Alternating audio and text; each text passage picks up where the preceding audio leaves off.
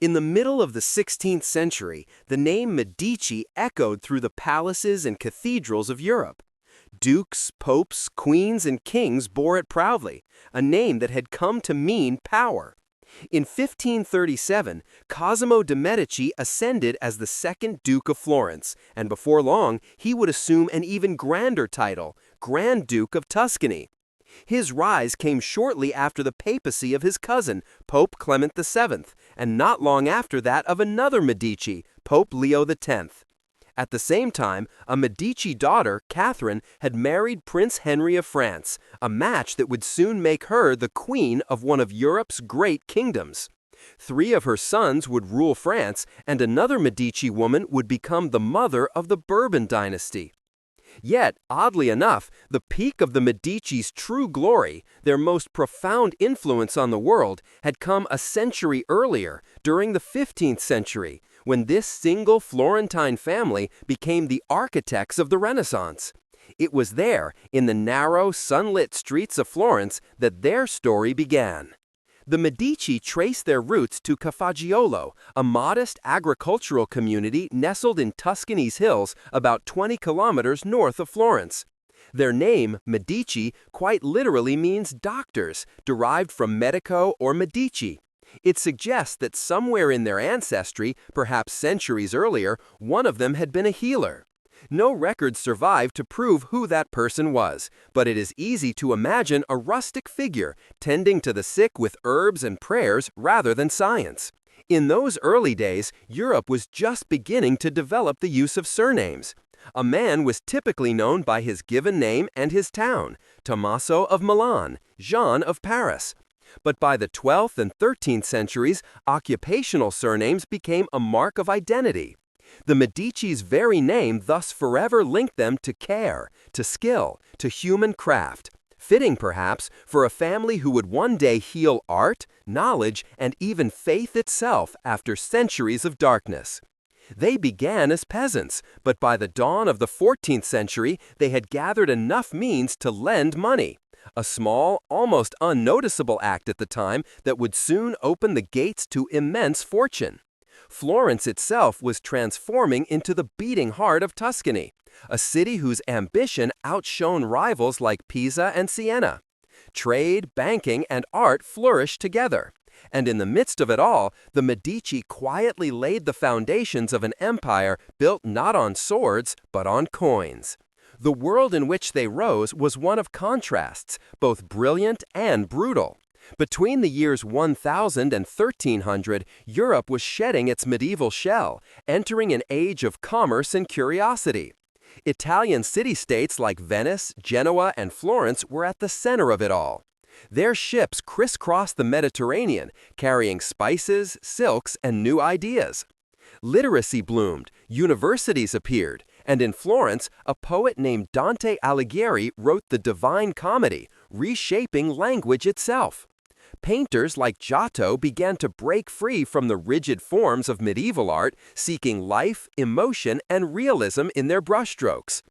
But amid this light, there was shadow. Italy was fractured, a mosaic of rival states, each vying for dominance. Mercenaries known as condottieri ruled through blood and gold. Between 1315 and 1317, famine struck, followed by the Black Death 30 years later, a plague that wiped out half of Europe's population. In this cauldron of death, greed, and rebirth, the Medici began their ascent.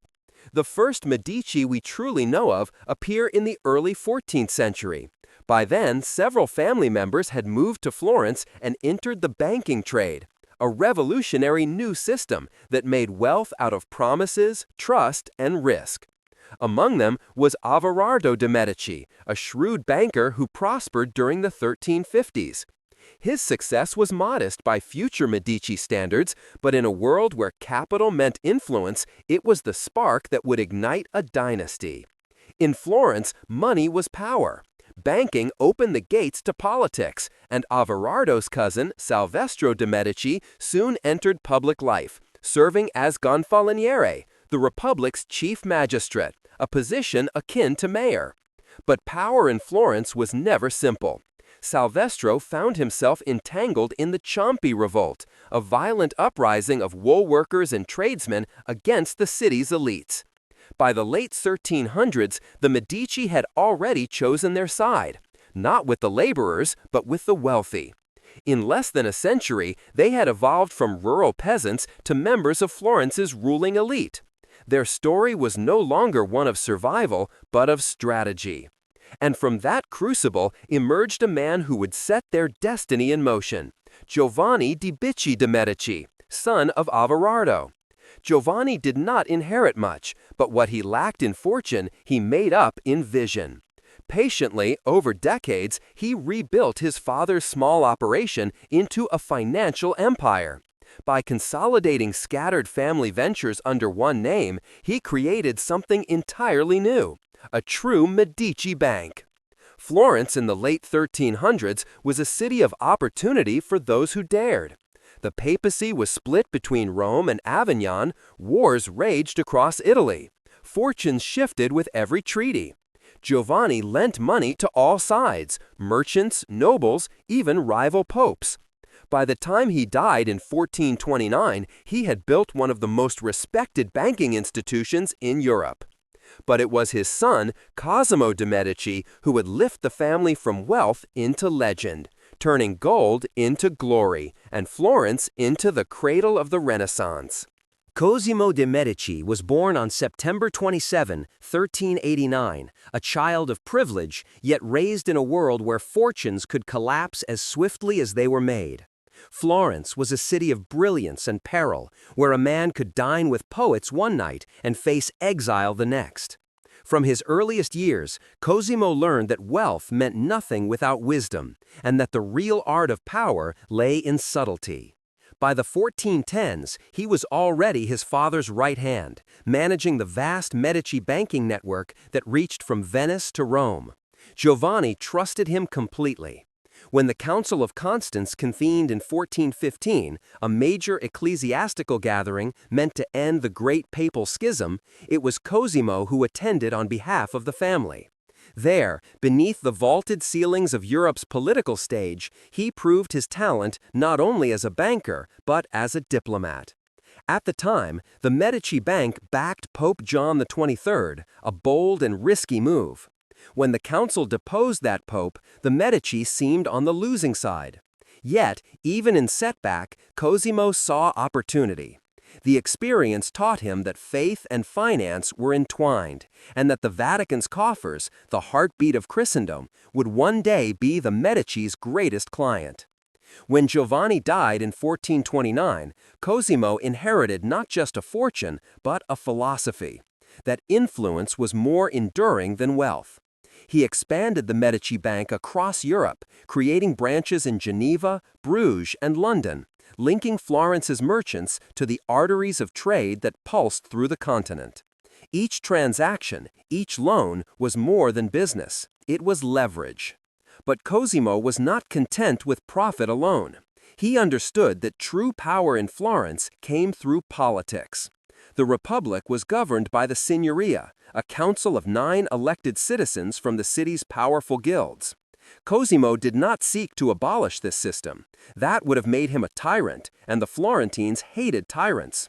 Instead, he mastered it. He filled the council with allies, financed their ambitions, and rewarded their loyalty.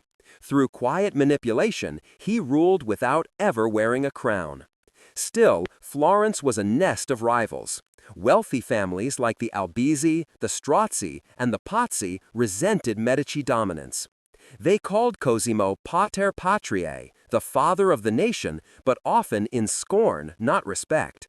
To them, he was a merchant pretending to be a monarch. And in 1433, their envy turned to action.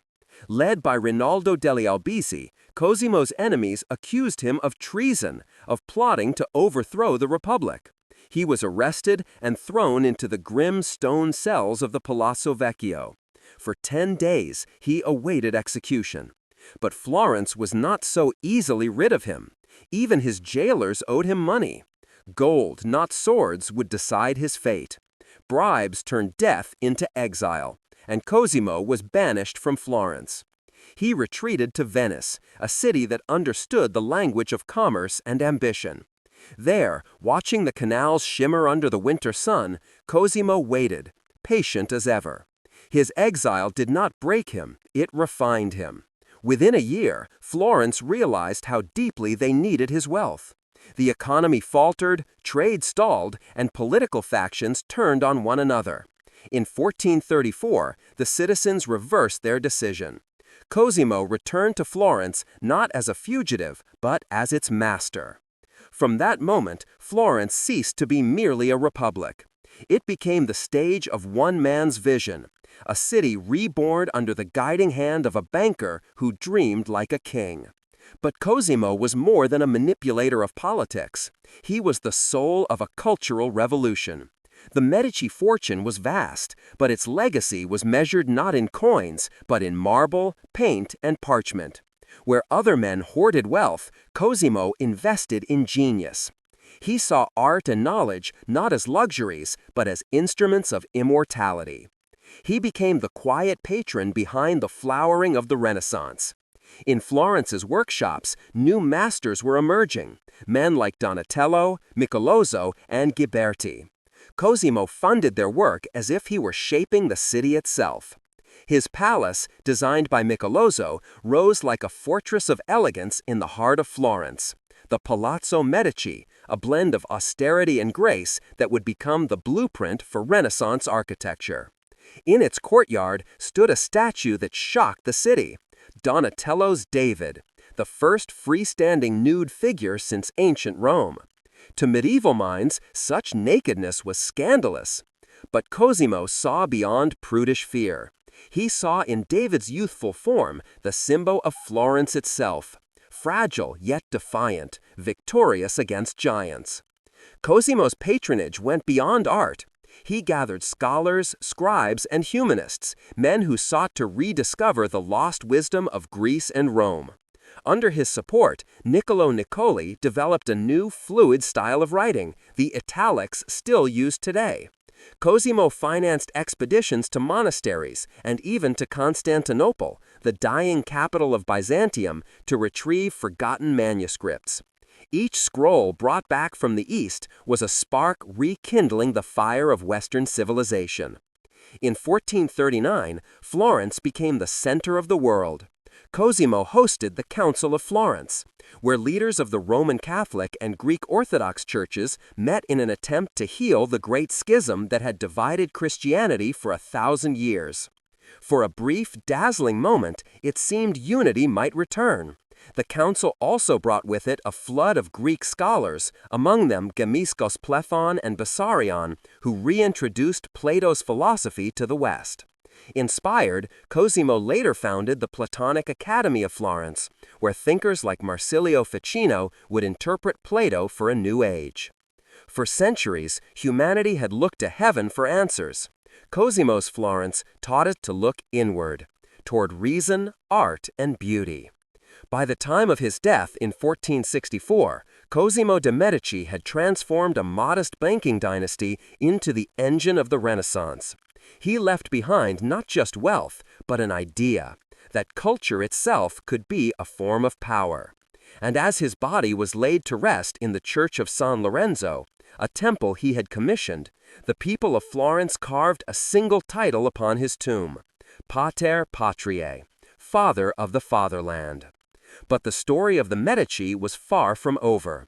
In the next generation, a new figure would rise, one whose charm, brilliance, and ruthlessness would make him both legend and lightning rod. His name was Lorenzo il Magnifico, Lorenzo the Magnificent. When Cosimo de' Medici died in 1464, all of Florence mourned him as Pater Patriae, Father of the Fatherland. His reign had been one of intellect, stability, and grandeur. But his heir, Piero de' Medici, was not born of the same steel. Sickly and confined by gout, Piero ruled from his bed more often than from the Palazzo Medici's marble halls. His years of leadership were short, 5 in fact, and marked by misjudged loans and faltering alliances. Yet fate was already preparing a successor who would restore the Medici name to dazzling brilliance. That successor was his son, Lorenzo de' Medici, born on New Year's Day, 1449. The city called him Il Magnifico, the Magnificent, and never was a title more fitting. Lorenzo inherited not only his grandfather's immense wealth, but his genius for power, art, and diplomacy. Where Cosimo had been cautious, Lorenzo was daring. Where his father had been frail, he was vibrant and audacious. Florence, under his guidance, became not merely a city, but the very heart of the Renaissance. From his youth, Lorenzo was groomed to lead. Tutors versed in Latin, philosophy, and poetry trained him to think like a scholar and speak like a statesman. He rode through the city's crowded streets with an easy confidence that charmed nobles and commoners alike. He could write verses that rivaled Petrarch and negotiate treaties that outmaneuvered kings. Yet beneath his grace lay a sharp instinct for survival, a lesson every Medici learned early. When he succeeded his father in 1469, Lorenzo was only 20. Many expected him to stumble, but within months he proved himself his grandfather's true heir. Florence was then a republic in name. Yet in practice, Lorenzo's word carried more weight than any council vote. He kept the city's fragile balance between artists and bankers, priests and soldiers, through generosity, wit, and a network of loyal allies. But Lorenzo was more than a ruler. He was a dreamer in a city of visionaries. His Florence was a living gallery, a place where marble breathed, music swelled through courtyards, and genius seemed to sprout from every workshop. He sponsored painters, architects, sculptors, and poets, not as mere decoration, but as the soul of his city. Under Lorenzo's patronage, Sandro Botticelli painted The Birth of Venus and La Primavera, masterpieces that shimmered with mythological grace and sensuality. Leonardo da Vinci, still a young apprentice, trained in the studio of Andrea del Verrocchio, one of Lorenzo's favorite artists. Michelangelo Buonarroti, barely 17, lived in the Medici palace itself, carving marble and absorbing classical wisdom under Lorenzo's personal care. In the candlelit halls of the Palazzo Medici, philosophy and art intertwined. Lorenzo revived his grandfather's Platonic Academy, now guided by the philosopher Marsilio Ficino, who translated and interpreted Plato's works for a Christian world hungry for meaning. There, under Lorenzo's gaze, scholars debated love, virtue, and the nature of the soul. Florence became not just a city of wealth, but a city of ideas, the cradle of humanism. Yet behind the pageantry of poetry and sculpture, danger lurked. Power in Florence had never gone unchallenged. Rival families still seethed with envy, their fortunes dwindling under the Medici shadow. Among them was the House of Pazzi, proud, cunning, and vengeful. By the mid-1470s, they conspired with Pope Sixtus IV, who resented Lorenzo's influence over Italian politics. The Pope had sought Medici's support for a territorial expansion. Lorenzo refused. That defiance would cost lives. The conspiracy was as audacious as it was brutal. On the morning of April 26, 1478, Florence was dressed for worship. The Cathedral of Santa Maria del Fiore, Brunelleschi's great dome gleaming above the city, was filled with incense and hymns. Lorenzo and his brother Giuliano knelt side by side, unaware that daggers waited behind them.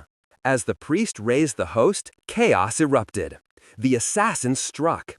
Giuliano fell first, stabbed to death on the cathedral floor, his blood staining the sacred marble. Lorenzo, slashed across the neck, fought his way through the crowd and escaped into the sacristy, barricading the door as his brother's body lay lifeless behind him. Outside, Florence exploded in fury. Bells tolled, crowds surged through the streets, and vengeance burned hotter than prayer. Lorenzo acted swiftly, rallying allies and turning the people against the conspirators. The Pazzi were hunted, dragged through the city, and executed. Francesco Pazzi was hanged from the windows of the Palazzo Vecchio, his corpse swaying over the square where he had once walked proudly. Jacopazzi, the family patriarch, was tortured and beheaded, his skull nailed to his own palace door. It was barbaric justice, but effective. The message was clear: the Medici were unassailable.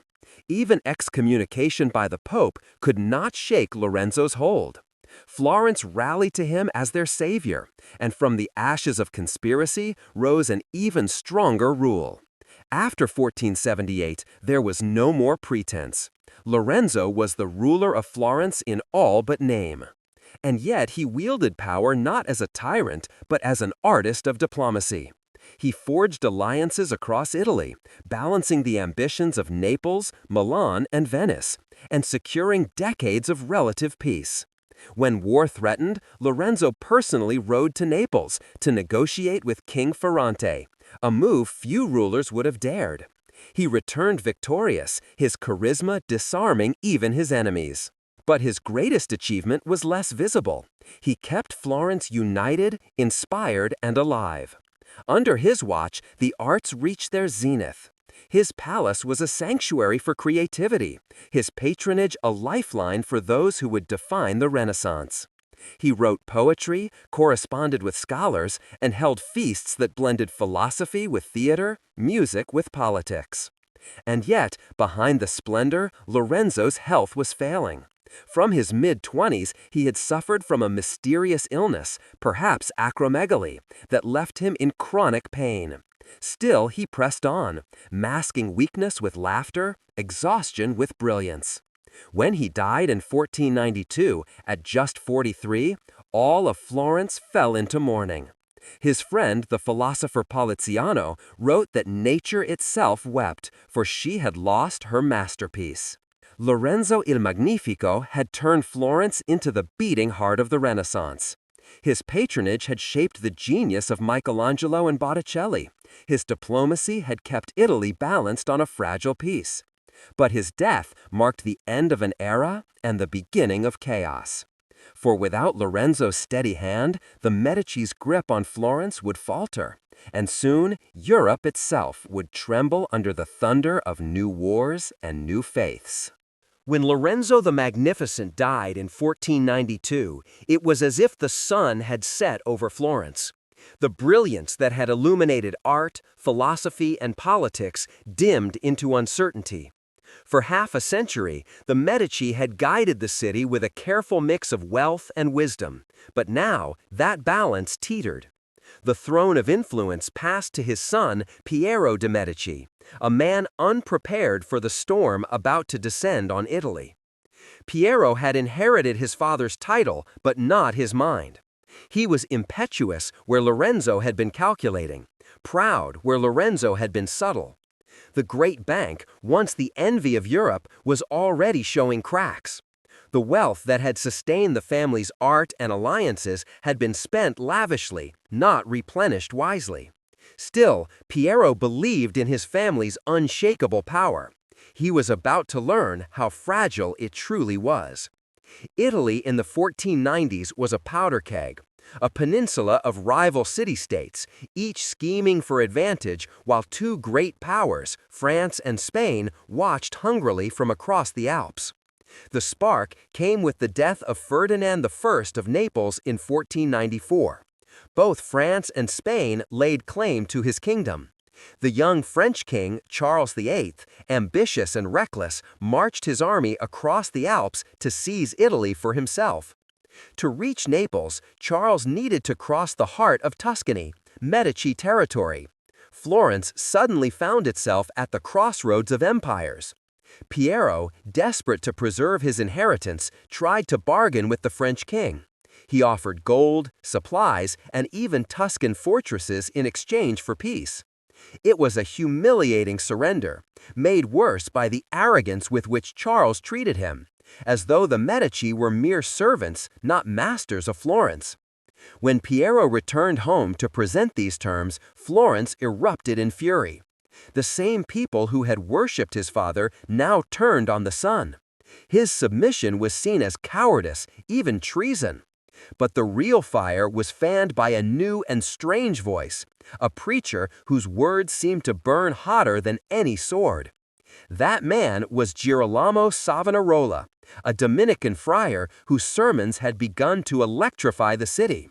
In the echoing halls of San Marco, he spoke of divine wrath, of Florence as a new Jerusalem chosen by God, and of the corruption that festered in wealth and art, a thinly veiled condemnation of the Medici. He called for repentance, purity, and a rejection of worldly luxury. To the poor, he was a prophet; to the powerful, a threat. When news spread of Piero's humiliating deal with France, Savonarola's followers filled the streets chanting against the Medici. Crowds stormed the Palazzo Medici, looting its treasures, tearing down its banners. The family that had built Florence's glory was expelled in disgrace. Piero fled into exile, first to Venice, then to the French court, where he would spend the rest of his days as a wandering exile, dying in 1503. For the first time in 60 years, Florence was free of the Medici, and immediately it lost its balance. Savonarola, the fiery preacher, became the city's new voice. Under his influence, Florence transformed almost overnight. The splendid palaces of merchants were stripped of their excesses. The paintings of Botticelli, once cherished as divine celebrations of beauty, were cast into flames. On the night of February 7, 1497, the city gathered in the Piazza della Signoria for what Savonarola called the bonfire of the vanities. Piles of luxury goods, jewels, mirrors, silks, musical instruments, manuscripts, and paintings were thrown into the fire. The flames roared high into the dark Florentine sky, carrying with them the smoke of human pride. Thus, Savonarola declared, does Florence purify itself before the Lord. But beneath the hymns and fervor, many wept silently, watching the destruction of the very beauty their city had created. Botticelli himself, overcome by guilt, is said to have thrown some of his own works into the blaze. Yet Florence's newfound piety was short-lived. Savonarola, who had denounced corruption in Rome, soon found himself excommunicated by Pope Alexander VI. The same people who had once hailed him as a prophet turned on him in fear and exhaustion. In 1498, the preacher was arrested, tortured, and burned at the stake, in the very square where his bonfire had blazed. In the power vacuum that followed, Florence once again tried to find balance in republican rule. Men like Piero Soderini, a cautious statesman, and Niccolò Machiavelli, a young diplomat and thinker, stepped into leadership. Machiavelli, who observed power with the precision of a surgeon, began to write his thoughts on the fragile dance between morality and authority, ideas that would later form the spine of the prince. But the world outside Florence was changing faster than any statesman could adapt. The Italian wars, sparked by Charles VIII's invasion, raged across the peninsula for decades. City-states shifted alliances between France and Spain like gamblers changing tables. In this chaos, every alliance became temporary, every treaty a lie waiting to expire. And amid this storm, the Medici, thought defeated and forgotten, began to plot their return. In exile, Lorenzo's younger son, Giovanni de' Medici, now the family's head, worked tirelessly to restore the Medici name. Charismatic and calculating, Giovanni forged alliances not with merchants or artists, but with kings and popes. In Rome, he cultivated the favor of Pope Julius II, the warrior pontiff who dreamed of uniting Italy under papal strength. Giovanni pledged his loyalty and, in return, received papal blessing and soldiers. By 1512, the tide had turned. With the backing of both the Papal States and the Spanish army, Giovanni led a campaign to retake Florence. It could have been a massacre, but the Medici had learned that blood was less reliable than diplomacy. Instead of storming the walls, they instigated a coup inside the city. The Republican government crumbled under pressure. After 18 years in exile, the Medici returned to power. Florence, weary from war and division, welcomed them back, not with cheers, but with relief. Giovanni, now the family's patriarch, had greater ambitions than ruling Florence. He had his eyes on something far more powerful than a city-state, the papal throne itself. And soon he would claim it, transforming the Medici from bankers and princes into God's own representatives on earth. The age of popes and princes was dawning, and with it, the Medici would shape not just Florence, but all of Europe. When Giovanni de' Medici rode triumphantly back into Florence in 1512, it marked not only the restoration of his family's rule, but the beginning of an empire of faith and politics unlike anything Europe had ever seen. For nearly 2 decades, the Medici had been scattered, exiled, and humiliated. Now, they were returning not just to reclaim Florence, but to claim Christendom itself. Giovanni was not content to rule as his ancestors had. Cosimo had governed from the shadows, Lorenzo through art and diplomacy. But Giovanni's eyes were fixed on Rome, on the throne of St. Peter. He had spent his exile mastering the intrigues of the Vatican, and now, with the papacy of the aging Pope Julius II nearing its end, Giovanni's moment had come. In early 1513, the conclave of cardinals convened beneath the frescoed vaults of the Sistine Chapel. Outside, the streets of Rome hummed with rumor. Within, votes were whispered in Latin and sealed with oaths. When the smoke finally rose, the crowd gasped. Giovanni de' Medici had been elected the new pope. He was just 37 years old. From that day forward, he would be known as Pope Leo X, the first Medici pope. When word reached Florence, the city erupted in celebration. The son of Lorenzo the Magnificent had become the vicar of Christ. The banker's family had ascended higher than any merchant dynasty in history. But beneath the jubilation lay something else, a new kind of power, one that blended faith, art, and politics into a single force. As Pope, Leo X embodied the spirit of the Renaissance in its most dazzling and dangerous form. Rome, under his reign, became a carnival of beauty and extravagance. He was a patron of art on a scale that dwarfed even his grandfather's legacy.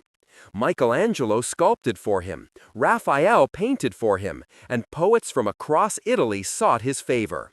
His banquets were legend, his pageants breathtaking, his generosity boundless. He once remarked, "God has given us the papacy. Now let us enjoy it." But indulgence has a cost, and Leo's Rome was a city built on borrowed gold. To fund his vision, the rebuilding of St. Peter's Basilica, the grandest church in the Christian world, he needed money far beyond the Vatican's means. So he turned to an ancient and corrupt practice, the sale of indulgences, certificates promising forgiveness of sins in exchange for payment. Across Europe, these indulgences spread like wildfire. Priests preached them from pulpits, merchants sold them in marketplaces, and the faithful emptied their purses in the hope of saving their souls. In Germany, one monk watched this with growing outrage. His name was Martin Luther. In 1517, Luther nailed his 95 Theses to the door of Wittenberg Castle Church, denouncing the church's greed and moral decay. His protest, small at first, would ignite a revolution that would tear Christianity apart. The Protestant Reformation had begun, and its flames were kindled by a Medici pope's hunger for splendor. By the time Leo X died in December 1521, Europe was a powder keg. The unity of Christendom, something even emperors had failed to shatter, was now splintering under the weight of one family's ambition. Yet, for the Medici, the game of divine power was far from over. Only 2 years later, another of their blood would rise to the throne of St. Peter. That man was Giulio de' Medici, cousin of Leo X and son of Giuliano, Lorenzo's brother, murdered decades earlier in the Pazzi conspiracy. Born only weeks after his father's assassination, Giulio had grown up in the shadow of tragedy. Raised by the Medici household, educated in the arts and politics of power, he proved to be as cunning as his predecessors. Leo X had made him a cardinal, and when the papal throne fell vacant in 1523, the conclave chose him. At 45, Giulio became Pope Clement VII, the second Medici to rule the church within a generation. But if Leo had reigned during a time of artistic glory, Clement ruled in an age of chaos. The Protestant fire had spread across Europe. The Italian War still ravaged the peninsula, and the Holy Roman Emperor Charles V loomed like a storm over all of Italy. Clement's papacy began with hope. He sought to stabilize the church, reform its corruption, and maintain peace among Europe's monarchs. But diplomacy could not contain the tempests. In 1527, disaster struck. A mutinous army of Spanish and German troops, soldiers of the emperor himself, descended upon Rome. The sack of Rome remains one of the most horrific events in Renaissance history. The Eternal City was pillaged for months. Churches were desecrated, nuns violated, treasures looted. Corpses lined the Tiber. And in the midst of the carnage, Pope Clement VII, the heir of Lorenzo's legacy, cowered inside Castel Sant'Angelo, surrounded by plague and death. When the plague finally drove the invaders away, Rome was a graveyard. The power of the papacy and the illusion of divine invincibility lay in ruins. Clement emerged alive but broken. His ability to shape the course of nations had evaporated.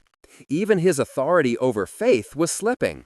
While he struggled to mend relations with Emperor Charles V, another monarch, King Henry VIII of England, demanded an annulment of his marriage to Catherine of Aragon, Charles's aunt. Clement's refusal, forced by political necessity, pushed England into rebellion. Thus, under the second Medici pope, England broke away from Rome and Europe's religious unity shattered forever. Still, even in turmoil, the Medici instinct for survival endured. Clement turned his focus back to Florence, reshaping it into something new.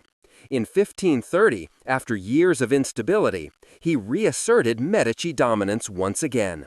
But this time, he abandoned the pretense of republican rule. The Florentine Republic was dissolved, replaced by a hereditary dukedom under Alessandro de' Medici. Clement's decision transformed the family from merchants and patrons into full-fledged monarchs. The Medici were no longer the hidden hands guiding Florence. They were their rulers, their princes, their dukes. When Clement died in 1534, his legacy was one of contradictions. He had seen the church splinter, Rome burned, and Florence reborn under his name. Yet, through ruin and rebirth alike, the Medici had achieved what no other family in history ever had. They had ruled both the bank and the church, both a city and an empire of souls. And even as Clement's body was lowered into its marble tomb, his bloodline continued to ascend. For one young Medici woman, Catherine de' Medici, his cousin, would soon marry into the royal house of France and carry the family's power to a throne beyond Italy. When Pope Clement VII looked upon his young cousin Catherine de' Medici, he saw not just a girl, but a diplomatic weapon, a way to turn the Medici's influence beyond Italy's borders. Orphaned at a young age, Catherine had grown up surrounded by wealth, but shadowed by politics. In her, Clement saw the perfect bride to bind the Medici name to one of Europe's greatest thrones.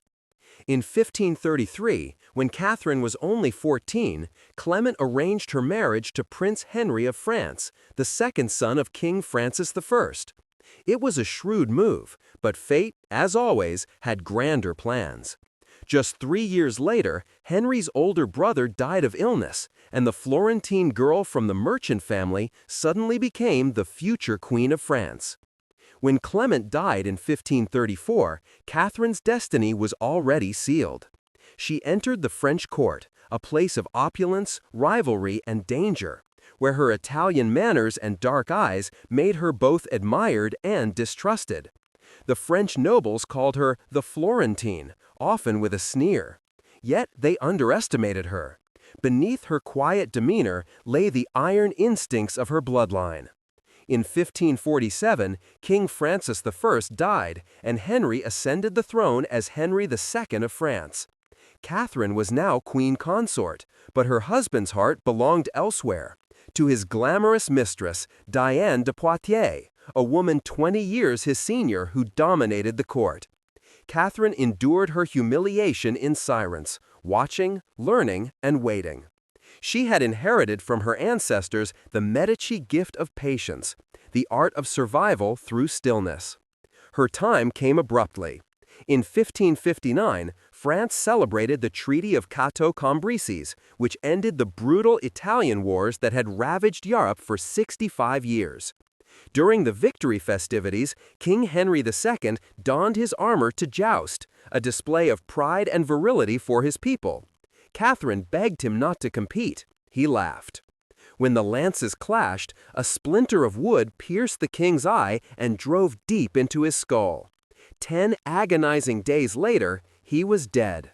The court that had mocked Catherine now knelt before her.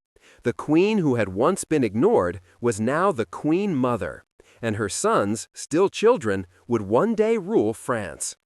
The years that followed turned Catherine from consort into a force of nature. Her eldest son, Francis II, was crowned king at 15, but ruled for barely a year before dying of an ear infection in 1560.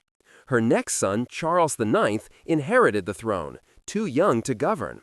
Catherine became regent of France, wielding power through charm, cunning, and sheer will. France, however, was on the brink of disaster. The wars of religion had begun, a vicious conflict between French Catholics and Protestants, the Huguenots. Towns burned, neighbors slaughtered neighbors, and the kingdom teetered between anarchy and civil war. Catherine saw herself as the mother of a nation torn apart, and she was determined to hold it together by any means necessary. She tried diplomacy, hosting peace conferences and arranging strategic marriages. Her most ambitious plan was to marry her daughter, Marguerite of Valois, to Henry of Navarre, a Protestant noble and future heir to the French throne. It was a bold attempt to reconcile the faiths, to bind France's bleeding wounds through love and alliance. But peace would not come so easily. The wedding was set for August 1572 in Paris, and nobles from both sides flooded the city. Catholics and Protestants alike, forced into uneasy proximity. Tension crackled in the air like a summer storm. Catherine moved among them, smiling, speaking softly, her words honeyed but unreadable. Then, in the early hours of August 24, 1572, St. Bartholomew's Day, the city erupted into horror. At dawn, church bells rang out, not for celebration, but for slaughter. Bands of armed Catholics swept through the streets, murdering Protestant guests in their beds. Blood ran down the cobblestones of Paris. For days, the killing continued, men, women, and children alike. When it was over, thousands were dead. The massacre shocked Europe. Some said Catherine had ordered it herself, fearing a Huguenot uprising. Others claimed she merely lost control of a situation she had tried to contain. Whatever the truth, her reputation was forever marked. To her enemies, she was La Reine Noire, the Black Queen, a schemer who ruled through poison, fear, and deception. But Catherine's reign was not built solely on blood. She was a strategist in a man's world, a survivor in a court that devoured the weak. She modernized the French court, introduced Italian cuisine and fashion, and championed architecture and the arts. The Palace of the Tuileries and the Louvre's expansion owe much to her patronage. In her, the spirit of her forefathers lived on, the same love of beauty and intellect that had once filled Florence's palaces. Yet tragedy haunted her to the end. Her sons, the fragile Valois kings, were cursed by frailty and political failure. Francis II dead at 16. Charles IX dying young, tormented by guilt over the massacre. Her third son, Henry III, childless and doomed. Catherine died on January 5, 1589, at 69, weary, heartbroken, and alone. Within months, her last surviving son, Henry III, was assassinated by a fanatic monk. The Valois dynasty, into which she had married, ended with him. But Catherine's legacy did not. Through her daughter Margaret's estranged husband, Henry of Navarre, the French crown passed to a new line, the House of Bourbon. And when Henry IV ascended the throne, he did so with Medici blood still pulsing at the edges of France's destiny. In time, the family would return once more to the French court, not through conquest or cunning, but through marriage, as the Florentine dynasty entwined its fate again with Europe's mightiest crown. The next chapter of Medici power would belong to Marie de Medici, the queen who would bring the family's influence back to France's royal heart. By the end of the 16th century, the Medici name had already outlived its golden age in Florence. The banks were long gone, the art commissions fewer, and the city's political fire had cooled into ceremony.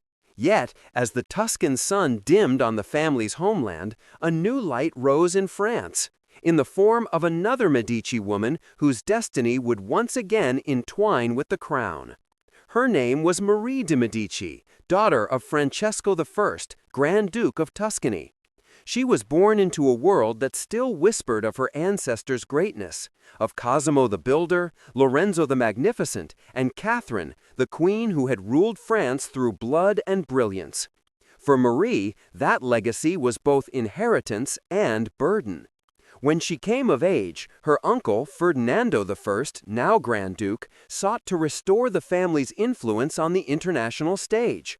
He found the perfect opportunity in King Henry IV of France, the first monarch of the House of Bourbon, who had ended the savage wars of religion by famously declaring, "Paris is well worth a mass." Henry was widowed and in need of a political marriage that would secure peace and money. The Medici, though less powerful than before, were still among Europe's wealthiest families. In 1600, a match was made. Marie's dowry was immense, and the wedding was celebrated with lavish splendor in Florence before she departed for France. A young bride sailing from the Arno to the Seine, leaving behind the marble palaces of her ancestors for the cold stone halls of the Louvre. But the French court was a world of knives behind smiles. Like her distant cousin Catherine before her, Marie was viewed as an outsider, the Italian queen. She was mocked for her accent, her manners, her devotion to Italian customs. Yet she too had inherited the Medici instinct, the power to endure and outlast. In 1601, she fulfilled her royal duty by giving birth to a son, Louis, the future Louis XIII of France. For Henry IV, it meant the continuation of his line. For Marie, it meant survival. With an heir secured, her position as queen was untouchable. But Henry IV was a king of restless appetites. His affairs were notorious, his mistresses numerous. He governed France with vigor, often leaving Marie excluded from politics. Still, she waited, patient and poised, the Medici way. Her moment came, as it always seemed to for her bloodline, through tragedy. On May 14, 1610, King Henry IV was assassinated in the streets of Paris, stabbed to death by a fanatic named François Ravaillac. The city erupted in chaos, but within hours, order returned under one calm, determined figure, Queen Marie de Medici. Like Catherine before her, she stepped into power not by choice, but by necessity. Her son, Louis XIII, was just 8 years old. Marie was declared regent of France, ruling in his name. The widow from Florence now commanded one of the largest and most powerful kingdoms in Europe. At first, her regency promised stability. She surrounded herself with Italian advisors, most notably Concino Concini and his ambitious wife Leonora Galigai. Together, they tightened control of the court, alienating the French nobility who bristled at the foreign influence. To cement her legitimacy, Marie organized her coronation at Reims Cathedral in 1610, the traditional seat of French kings, just a day before Henry's assassination. Some whispered that she had foreseen it, Others accused her of orchestrating it. Regardless, she ruled with a shrewd blend of charm and manipulation. She was not a warrior queen, but a weaver of alliances. Her greatest success was the marriage of her son Louis XIII to Anne of Austria, linking France to the mighty Habsburg dynasty of Spain. Through diplomacy, she restored peace, but at home, resentment festered. The French nobles despised her favoritism toward her Italian entourage. Riots broke out, plots formed, and even her son began to resent her control. In 1617, the young Louis, now 15, rebelled. Concino was murdered by royal guards on the king's orders, and Marie was exiled to Blois, a cold and lonely chateau far from Paris. But a Medici does not fade quietly. In 1619, she escaped captivity through a daring midnight flight, scaling walls and fleeing under the cover of darkness. Gathering supporters, she raised an army against her own son. The confrontation ended not in battle, but in negotiation. Louis, still conflicted between duty and affection, pardoned her and allowed her return to court. Yet their relationship never recovered. Marie's later years were marked by political maneuvering and personal decline. She allied herself with Cardinal Richelieu, at first her protégé, later her rival. Together they governed France until he gradually outplayed her. When she realized she had been outmaneuvered, it was too late. Richelieu had the king's trust. Marie had only memories of her past power. By the 1630s, she was once again in exile, this time for good. Wandering from one foreign court to another, she found refuge in the Netherlands, a queen without a throne.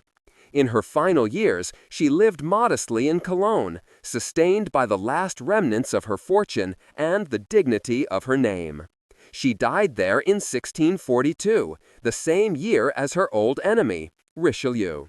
Her body was later brought back to France and entombed in the Church of Saint Denis, among the kings and queens she had once ruled beside. Marie de' Medici's life was the closing chapter of the Medici's royal story, a tale that began in the banks of Florence and ended in the marble halls of Versailles. Through her, the blood of the Medici flowed into the Bourbon dynasty.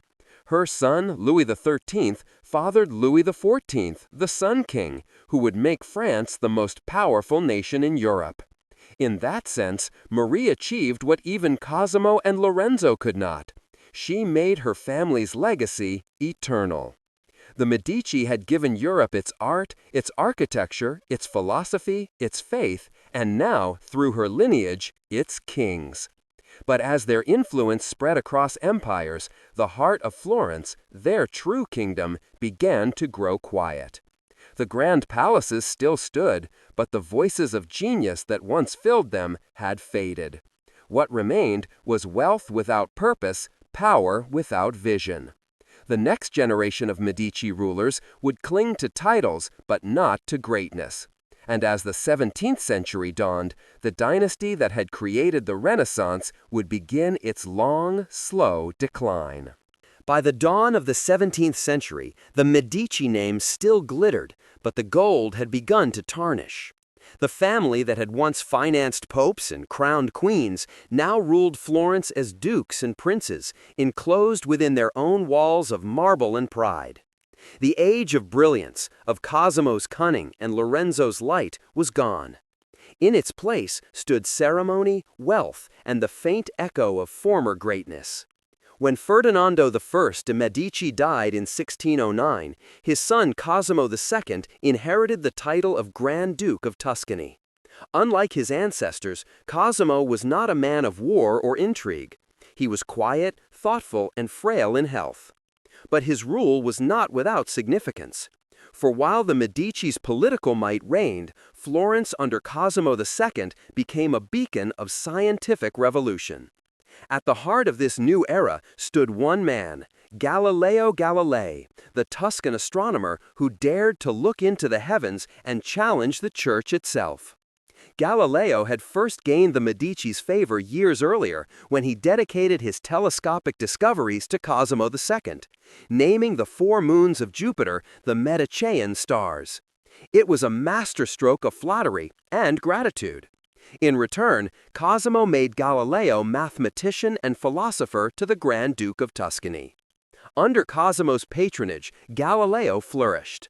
His telescopes revealed worlds unseen. His writings defied dogma, and his mind blazed with the same spirit that had once illuminated Florence's Renaissance. The Medici court, once the cradle of art, had now become the cradle of science. But enlightenment always invites opposition. When Galileo published his support for Copernicus's theory that the Earth revolved around the sun, he set himself on a collision course with the Catholic Church. Even the Medici, powerful as they were, could not shield him forever. In 1633, long after Cosimo II, Galileo was tried for heresy before the Roman Inquisition. He recanted under threat of torture, whispering, as legend tells, "E pur si muove," and yet it moves. His downfall mirrored the Medici's own. The boldness that had once defined them now met the full weight of a changing world. After Cosimo II's early death in 1621, Tuscany fell into the hands of his widow, Maria Maddalena of Austria, and his mother, Christina of Lorraine, who ruled as regents for his young son, Ferdinando II. They governed with care, but without the brilliance of their predecessors. Florence became quieter, more conservative, its spirit dulled by fear of the Church and the growing power of foreign empires. When Ferdinando II finally took the throne, he ruled for decades, but by then the Medici's influence had shrunk to the borders of Tuscany. The great banking empire that once spanned Europe had long dissolved. The papacy no longer needed their wealth. The Renaissance they had birthed had spread across the continent and outgrown them. Still, traces of magnificence endured. The Medici continued to patronize art and science, if not with the same fire, then with lingering pride. Evangelista Torricelli, inventor of the barometer, worked under their protection. Mathematicians, cartographers, and architects still found employment in the palaces of Florence. Yet the grandeur of the 15th century was gone, replaced by a solemn, aging elegance. The city itself reflected this transformation. The Uffizi Gallery, once the family's administrative offices, had become a shrine to art, a mausoleum of their glory. The Palazzo Pitti, expanded and embellished, gleamed under the Tuscan sun, but its rooms were filled less with laughter and more with portraits of ancestors gazing down from gilded frames, as if watching their descendants fail to live up to their legend. By the time Cosimo III de' Medici assumed power in 1670, the dynasty was a shadow of its former self. He was pious to a fault, a ruler more interested in religious devotion than politics or culture. Under his long and gloomy reign, Tuscany drifted into decline. Taxes rose, trade fell, and Florence, once the beating heart of the Renaissance, began to feel like a relic, trapped in the amber of its own past. Even within the Medici household, the fire of vitality had dimmed. Cosimo III's children despised him. His marriage to Marguerite Louise d'Orléans, a French princess, ended in scandal and separation. She fled to a convent in France, leaving behind a court heavy with bitterness and decay. And yet, the Medici bloodline, proud, stubborn, and unyielding, refused to vanish quietly. The last heir of any promise was Gian Gastone de' Medici, Cosimo III's son, who inherited the dukedom in 1723. But Gian Gastone was a tragic figure, melancholy, disillusioned, and sickly. He detested courtly ceremony, shunned politics, and withdrew into solitude. Florence under his rule grew somber and stagnant, its streets echoing with the ghosts of a once glorious age. In his palace, amid fading frescoes and dusty marble, the last Medici duke lived like a prisoner of his own legacy. He watched the splendor his ancestors had built crumble under the weight of time. The art still shining, the memory still radiant, but the spirit gone. When Gian Gastone died in 1737, the Medici dynasty, after nearly 4 centuries of power, genius, and influence, came to an end. With no heirs, Tuscany passed to the House of Lorraine, marking the final chapter in a story that had shaped the very course of Western civilization. And yet, in a way, the Medici never truly died. Their marble tombs in San Lorenzo's chapel, adorned by Michelangelo's hands, still guard their bones.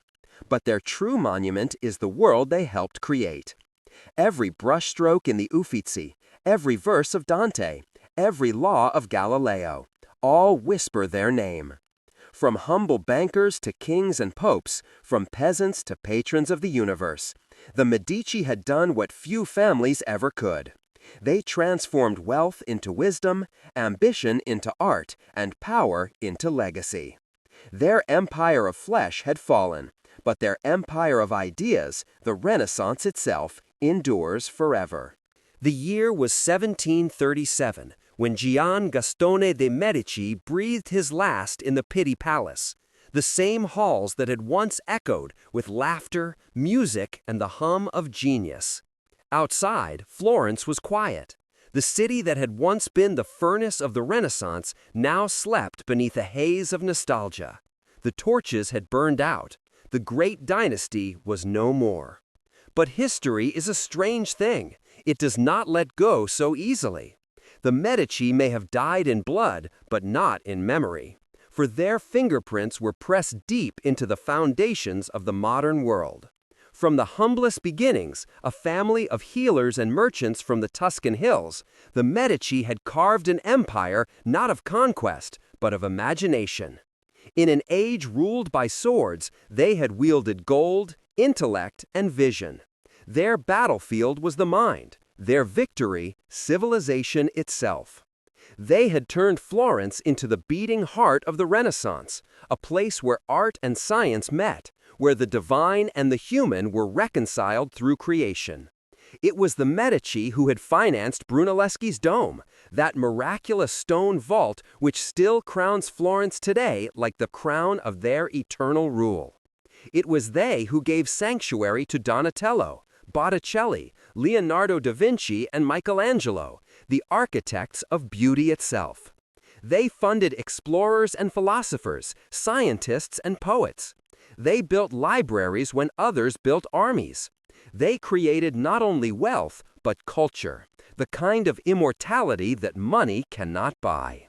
Their fingerprints linger in every field they touched. In art, they inspired the very concept of the modern patron, the idea that creativity could be both supported and directed by visionaries who understood its power. The Medici commissions gave birth to the Renaissance style that reshaped Europe's aesthetic for centuries. In politics, they redefined power.